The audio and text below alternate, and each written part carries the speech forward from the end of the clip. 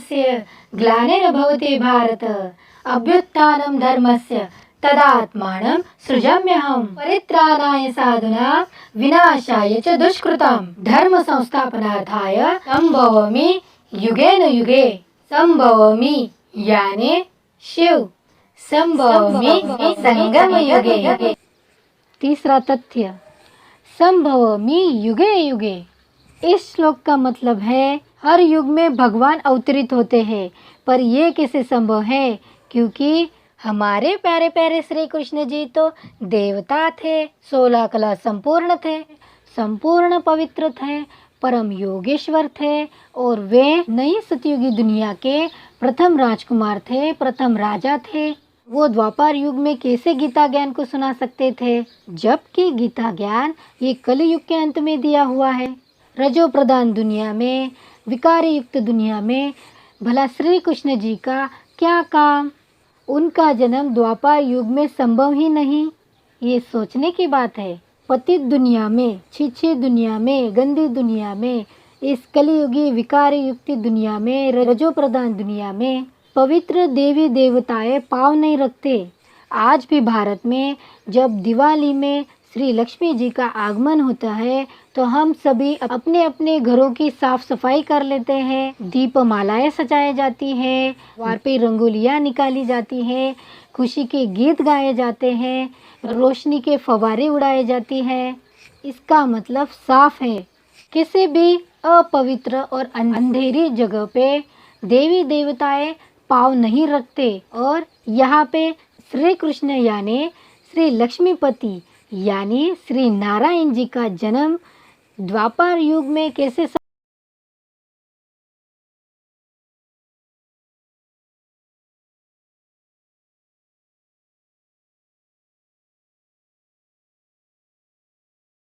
युगे युगे। इस श्लोक के अनुसार ऐसा प्रतीत होता है गीता ज्ञान देने के बाद अधर्म की शुरुआत हुई क्या? कितना ग्लानि करते हैं, कितना गलत बोलते हैं, कितना गलत अर्थ निकालते हैं। भला भगवान के अवतरण के बाद कलयुग की शुरुआत हुई क्या? पर यह कैसे संभव है? भगवान आने के बाद तो सतयुग निर्माण होना चाहिए। ये तो भगवान जी का और अपने प्यारे श्री कृष्ण जी का कितना बड़ा अपमान हुआ।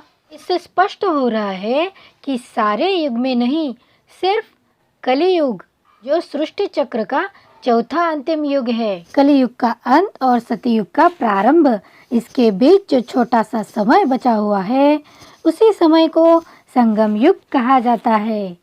तभी भगवान अवतरित होते हैं, प्रकट होते हैं। तो युगे न युगे कहना गलत है। अब संभवामि संगम युगे, संगम युग में अवतरित होते हैं। शिव बाबा के श्रीमत से यही कहना सही है।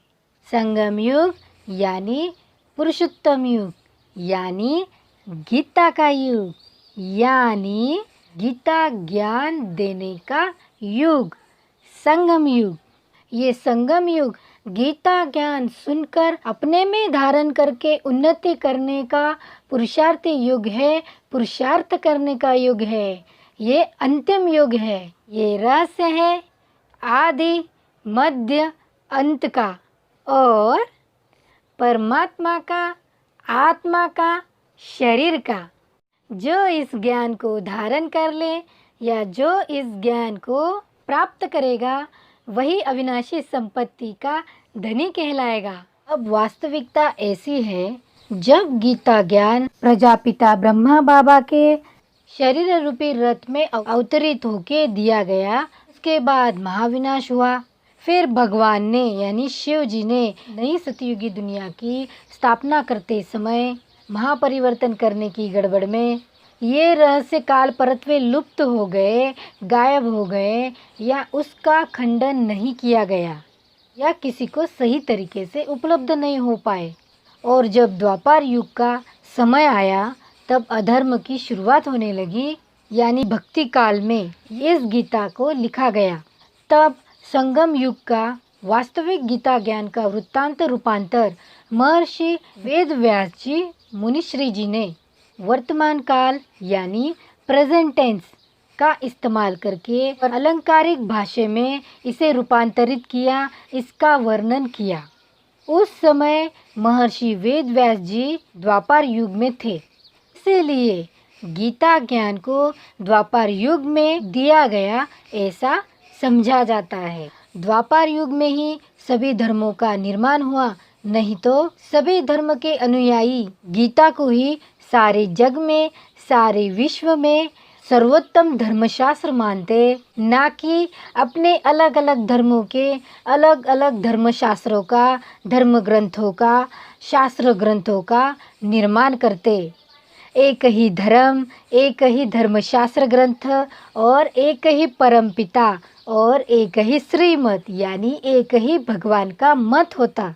भारत को ही अपना सर्वोत्तम तीर्थ मानते और एक ही भगवान जो ज्योतिर्बिंदु स्वरूप निराकारी परमपिता परमेश्वर शिव है, और इसी शिव से ही योग युक्त होके कब के पावन बन चुके होते।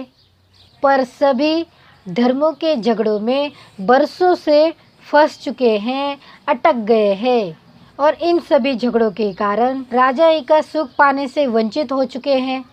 आज भारत कितना गरीब देश हो गया है। इस धर्मांधता के कारण, अज्ञानता के कारण एक दूसरे के खून के प्यासे हो चुके हैं, यहाँ तक कि भगवान को भी बांट दिया।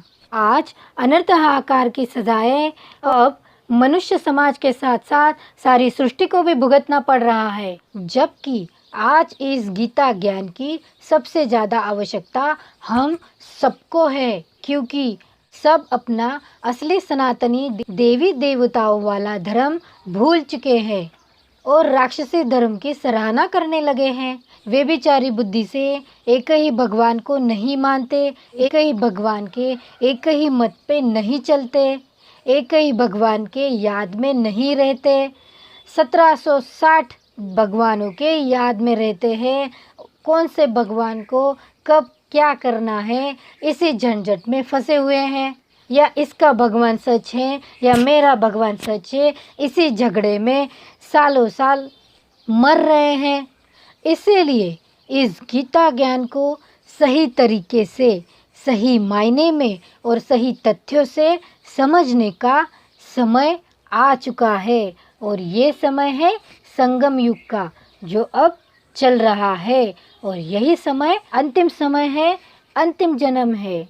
इसलिए बार बार इसका उच्चारण कर रही हूँ, सिर्फ आपके अलर्टनेस के लिए, आपको जागरूक करने के लिए।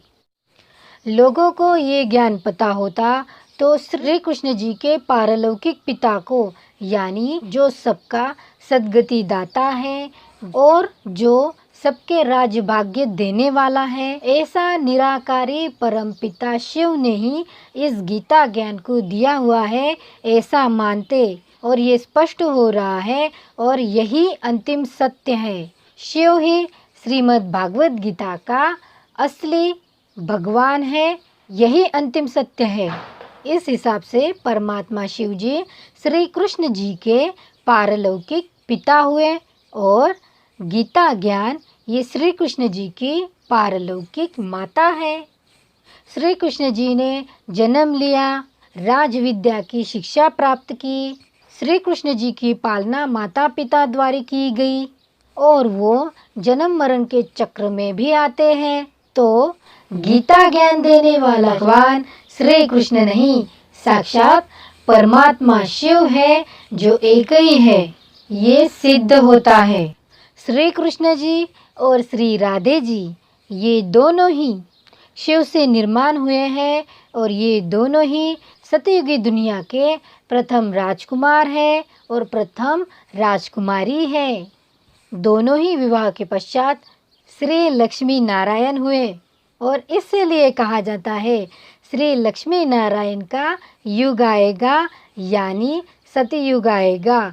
श्री लक्ष्मी नारायण की दुनिया का महानिर्माण हो रहा है। शास्त्राकारों को ये पता होते हुए भी इस ज्ञान का सही तरीके से, सही मायने में, सही अर्थ से, सही मूल तथ्यों को लेकर इसका खंडन नहीं किया गया, और लोगों ने भी पूछा नहीं, लोगों ने भी उसका खंडन करना उचित नहीं समझा।